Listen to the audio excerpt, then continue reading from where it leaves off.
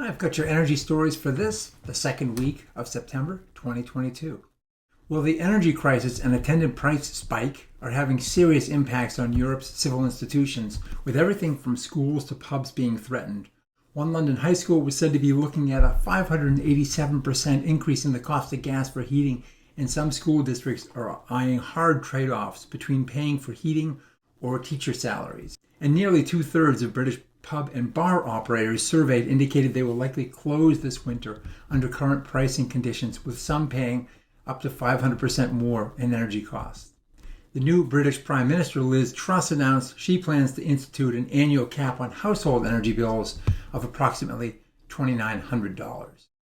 Meanwhile, in this country, California found itself suffering through a record heat wave, and the California ISO had to call a level 3 energy emergency alert last Tuesday, with the possibility of rotating power outages to stabilize the system. Peak demand on the grid hit 52,061 megawatts on Tuesday, an all-time record, and nearly 1,800 megawatts above the previous mark. The grid operator notified millions of people on their cell phones, urging them to cut power use, which led to a significant amount of load reduction showing up, to the tune of approximately 2,000 megawatts over the next 20 to 30 minutes.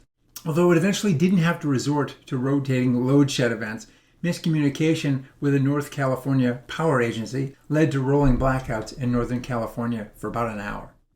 Also in California last week, solar company Sunnova, one of the largest residential solar outfits in the U.S., filed with the Public Utilities Commission to own and operate microgrids within new planned residential communities. Sunnova filed a request to be regulated as a, quote, micro-utility, unquote. If this is accepted, this potentially pushes microgrids into an entirely new arena, larger and more complex, while also putting utilities on notice they're not the only game in town.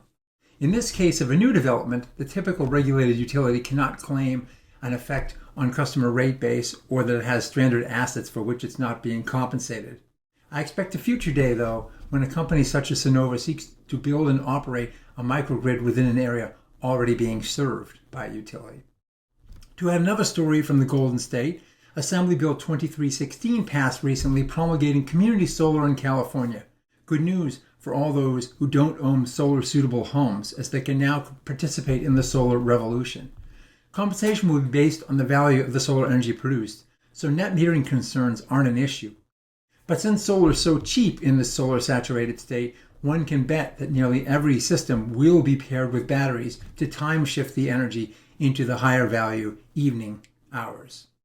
Switching to storage and batteries, liquid metal company Ambri is going to have one of its batteries installed by utility Xcel Energy in a demonstration project at the Solar Technology Acceleration Center in Aurora, Colorado.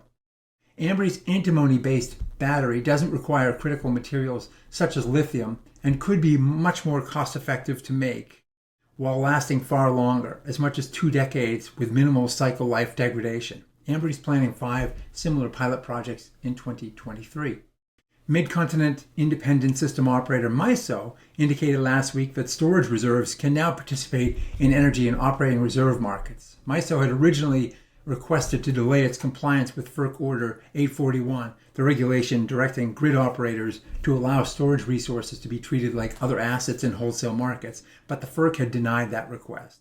With MISO's interconnection queue at more than 150 storage projects totaling over 13,000 megawatts of capacity, it's quite likely that storage will enter the game in a big way, which is good. MISO has recently seen a shortfall of capacity this summer up to 5,000 megawatts. Sticking with storage, the New Hampshire Electric Co-op will offer members a Transactive energy rate by the end of next year that will allow members to supply energy from batteries when it's needed, while charging at lower off-peak rates. The co-op will send pricing signals with day-ahead hourly energy prices so customers can determine when to charge and discharge batteries, receiving bill credits for the latter. The co-op is also working with electric vehicles.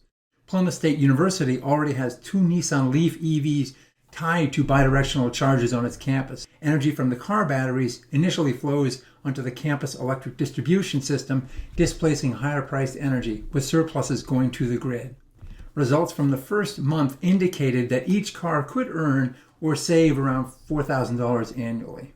Well, thanks for watching, and we'll see you again next week.